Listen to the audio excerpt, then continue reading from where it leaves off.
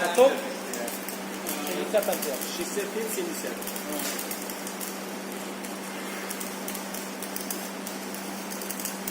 — 65-70 ампер, ток, электрод DSR 11, диаметром 3,25 миллиметров.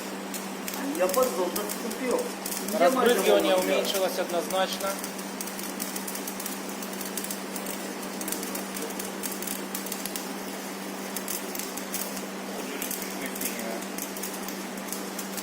İleride bırakırız. Ben şöyle göstereyim. Bu şey, hayır şey değil. Zaten bu malzeme kalın. Hani 2 milim malzeme falan kullansaydım daha rahat ederdim. Он говорит, что это какой-то толстый стал, толщина стала большой. Если под таком объеме сварить тонкий стал какой-нибудь, да. ему намного легче было.